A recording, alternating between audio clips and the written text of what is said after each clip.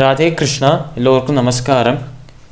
இந்த வீடியோவில் பகவத்கீதையின் 2வது அத்தியாயமான சாங்கிய யோகத்தின் 32வது ஸ்லோகம் முதல் 36வது ஸ்லோகம் வரை விளக்கத்துடன் பார்ப்போம்.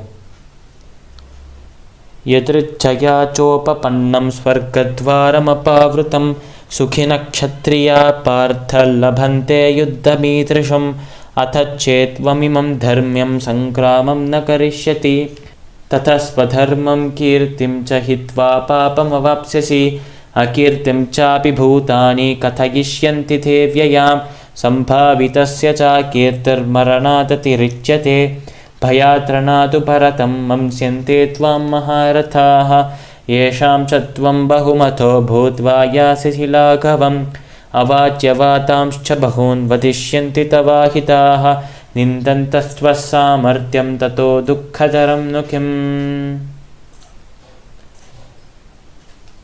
இந்த 5 ஸ்லோகங்களின் விளக்கம் நம்ம கிருஷ்ணர் அர்ஜுனனை பார்த்து சொல்கிறாராம், அர்ஜுனா, உன்னை போன்ற சத்திரியர்களுக்கு, உன்னை போன்ற வீரர்களுக்கு இந்த போர் அவர்களை தேடி வருவது, அதாவது ஒரு வீரன், ஒரு சத்திரியன் ஒரு போரை தேடி போவது வேறு, அந்த போரின் வாய்ப்பு அவனை தேடி வருவது வேறு.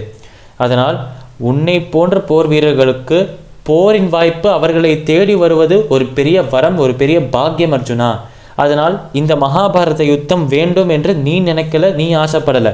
ஆனால் இந்த யுத்தத்தில் நீ பங்கேற்க வேண்டும், இந்த யுத்தத்தில் நீ ஜெயிக்க வேண்டும் என்று இந்த யுத்தம், இந்த போர் உன்னை தேர்ந்ததற்கு, இந்த போர் அந்த போரில் போரிடுவதற்காக ஒரு வாய்ப்பை உனக்கு தந்திருக்கு. இந்த வாய்ப்பை புறக்கணிச்சிட்டு இந்த போரில் நான் பங்கேற்க மாட்டேன் என்று ஓடினா என்றால் இதுவரைக்கும் இந்த உலகம் உன்னை ஒரு சிறந்த வீரனாக, ஒரு சிறந்த வில்லாளியாக, ஒரு சிறந்த ராஜாவாக பார்த்துட்டு வர்றது.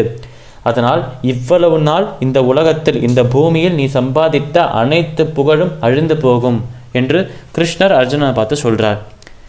இப்படி புகழ் மட்டும்தான் அழிந்து போகுமா என்று கேட்டால் உனது தர்மமும் கெட்டு போகும். ஏனென்றால் க்ஷத்ரியனாக போரிடுவதுதானே உன் தர்மம். அந்த தர்மத்தை நீ மீறி சென்றாய் என்றால் இறைவன், கடவுள் கூட உன்னை சும்மா விட மாட்டார், உன்னை மன்னிக்க மாட்டார். அதனால் இந்த போரை விட்டு நீ சென்றால் உன் தர்மம் அழிந்து போகிறது, உன் புகழும் அழிந்து போகிறது. புகழ் அழிந்து போனால் என்ன ஆகும்? பல பேர் உன்னை பற்றி பலவிதமாக பேச ஆரம்பிப்பார்கள். இதுவரைக்கும் உன்னை புகழ்ந்து வந்த வாய்கள் எல்லாம் உன்னை திட்ட ஆரம்பிக்கும், உன்னை தூஷிக்க ஆரம்பிக்கும், உன்னை பற்றி அவதூறு பேச ஆரம்பிக்கும். அதனால் இதுவரைக்கும் இந்த நொடி வரைக்கும் உன்னை புகழ்ந்து வந்த அனைத்து நபர்களும் உன்னை திட்டும்போது உனது மனம் அதை தாங்காது அர்ஜுனா என்று நம்ம கிருஷ்ணர் அர்ஜுனை பார்த்து சொல்கிறார். ஏனென்றால் யாராக இருந்தாலும் இப்போ வரைக்கும், இந்த நொடி வரைக்கும் ஒருத்தனை யாரோ புகழ்ந்துட்டு வரா, அடுத்த நொடியே அவரை திட்ட ஆரம்பிக்கிறார், அவரை பற்றி கெட்ட கெட்ட விஷயங்களை பேச ஆரம்பிக்கிறார் என்றால் அந்த நபரின் மனம் அதை தாங்க முடியாது. அந்த மனம் அதை தாங்கிறதான சக்தி அந்த மனத்துக்கிட்ட இல்லை. அதனால் அப்பேற்பட்ட மனம்தான் உன்னிடமும் இருக்கு அர்ஜுனா. உன் மனம் இந்த ஒரு அவதூறை, இந்த ஒரு அவமானத்தை தாங்காது என்று கிருஷ்ணர் அர்ஜுனை பார்த்து சொல்கிறார். இப்படி உனது எதிரிகள் மட்டும்தான் இப்படி உன்னை பற்றி கேலி செய்வாளா, உன்னை கிண்டல் பண்ணுவாளா என்று கேட்டால் அதுவும் கிடையாது. உனது படையில் இருக்கும் உனது படை தளபதிகளும், உனது படையில் இருக்கும் அந்த வீரர்களும் உன்னை அவதூறு பேசுவார்கள் என்று கிருஷ்ணர் அர்ஜுனை பார்த்து சொல்கிறார். அதனால் அந்த படை தளபதிகளும் அந்த வீரர்களும் சொல்வாலாம், அந்த ராஜாவின் படையில் இருக்கும் நாங்களே இவ்வளோ தைரியமாக இருக்கோம், ஆனால் எங்களை வழிநடத்துவதற்காக இந்த போரில் நியமிக்கப்பட்ட அந்த ராஜா ஏன் இவ்வளோ கோழையாக இருக்கார் என்று இதுவரை உன்னை வீரனாக பார்த்துட்டு இருந்த அவா எல்லாருமே உன்னை கோழை, இந்த போரில் பங்கேற்க முடியாமல், பங்கேற்க பயந்து கொண்டு இங்கேருந்து ஓடும் ஒரு கோழை என்று உன்னை சொல்வார்கள்.